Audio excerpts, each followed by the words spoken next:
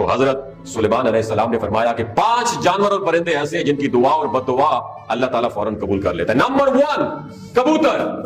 حضرت سلیمان علیہ السلام نے فرمایا کہ کبوتر ایک ایسا پرندہ ہے جو اللہ تعالیٰ اور انبیاء علیہ السلام کو بہت پیار کرنے والا پرندہ ہے۔ کبوتر اللہ تعالیٰ اور انبیاء کرام علیہ السلام سے دنیا کے تمام پرندوں سے زیادہ محبت کرتا ہے، اور سب پرندوں کی بات کی جائے تو سب پرندوں کی بنسبت کبوتر زیادہ عبادت گزار پرندہ ہے۔ کہا جاتا ہے کہ کبوتر جب بھی جاگتا ہے تو اللہ کا ورد کرتا ہے اور دن رات اللہ تعالیٰ کی عبادت میں گزارتا ہے۔ کبوتر سب پرندوں کی بنسبت زیادہ بلندی تک جا سکتا ہے، یہ بہت اونچا اڑتا ہے، جبکہ کبوتر کا پیچھا کون کرتا ہے؟ عقاب کرتا ہے۔ جب عقاب کبوتر کا شکار کرنے کے لیے اسے پکڑنے کی کوشش کرتا ہے تو کبوتر خود کو بچانے کے لیے بہت زیادہ بلندی پر چلا جاتا ہے، جسے عقاب کے لیے اتنی اونچائی پر جانا مشکل ہو جاتا ہے، اور اس طرح کبوتر خود کو بچانے میں کامیاب ہو جاتا ہے۔ اور کبوتر یہ سوچتا ہے کہ میں جتنا ہی اونچا اڑوں گا اتنا ہی اللہ تعالیٰ کے پاس پہنچ جاؤں گا۔ پہلا تو تھا کبوتر، اور دوسرے جو ہے نا وہ ہے بلی۔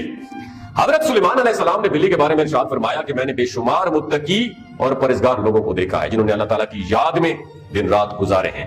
اللہ تعالیٰ ان لوگوں کی دعائیں اتنی جلدی قبول نہیں کرتا جتنی جلدی بلی کی دعا قبول کرتا ہے۔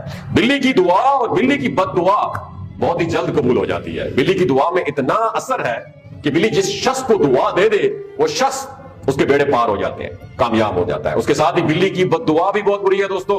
جس شخص کو بلی بد دعا دے دے تو اس کی دنیا اور آخرت دونوں برباد ہو جاتی ہیں۔ حدیث میں آتا ہے کہ رسول اللہ صلی اللہ علیہ وسلم فرماتے ہیں کہ ایک عورت نے ایک بلی کو باندھے رکھا، نہ اس کو اس عورت نے کھانے پینے کی کچھ دیا اور نہ ہی اس کو کھلا چھوڑا، وہ کچھ کھا بھی نہیں سکی، چنانچہ اس بھوک پیاس کی وجہ سے وہ بلی مر گئی، اور اسی وجہ سے اللہ تبارک و تعالیٰ نے اس کو جہنم میں داخل فرمایا۔ یعنی کہ بلی کو اس طرح گھر میں رکھنا کہ اس کو کھانے پینے کے لیے کچھ بھی نہ دینا اور نہ ہی خود وہ کچھ کھا پی سکے، تو ایسے شخص کا ٹھکانہ صرف جہنم ہی ہوگا۔ نمبر 3 بلی کے بعد ہے چڑیا۔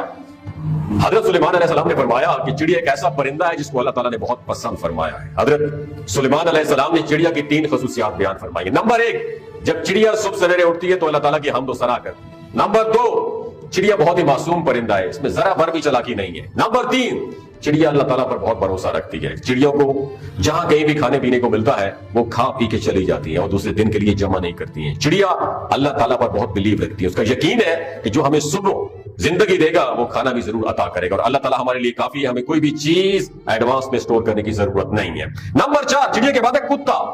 حضرت سلیمان علیہ السلام نے فرمایا لوگوں کا کہنا ہے کہ کتا ایک ناپاک جانور ہے، اس وجہ سے لوگ کتوں کو مارتے ہیں اور خیال کرتے ہیں کہ کتوں کو مارنے سے کوئی گناہ نہیں ہوتا۔ تاریخ میں ایسے بہت سارے واقعات گزرے ہیں کہ جنہوں نے کتوں کو دکھ دیا ہے تو کتوں کی بددعا سے اللہ تعالیٰ نے انہیں برباد کر دیا ہے۔ اللہ تعالیٰ نے کتوں کو مارنے والوں کو جہنم میں ڈال دیا، اور جن لوگوں نے کتوں سے پیار کیا تو اللہ تعالیٰ نے ایسے لوگوں کو بخش دیا اور کتوں سے پیار کرنے پر انہیں جنت میں داخل کر دیا۔ قرآن پاک میں بھی کتوں کا ذکر آیا ہے، جس طرح کہ اصحاب کہف میں کتوں کا ذکر آیا ہے کہ جو کہ اللہ تعالیٰ کے ولیوں سے محبت کی بنا پر جنت میں جائے گا۔ پیارے دوستو ایک بات یاد رکھیے، کتوں کی تھوک سلائیوا ناپاک ہے، البتہ کتوں کو ہاتھ لگانے سے وضو نہیں ٹوٹتا، مگر کتوں کو گھر میں رکھنا حرام ہے، کیونکہ کتے فرشتوں کو دیکھ کر بھونکتے ہیں، اور یہی وجہ ہے جس گھر میں کتے ہو اس گھر میں رحمت کے فرشتے داخل نہیں ہوتے۔ لیکن انسان کھیتی باڑی اور جانوروں کی سیکیورٹی کے لیے ایز اے سیکیورٹی گارڈ گھر سے علیحدہ کس جگہ پر کتوں کو رکھ سکتا ہے، لیکن کتوں کو گھر کے اندر نہیں رکھ سکتا۔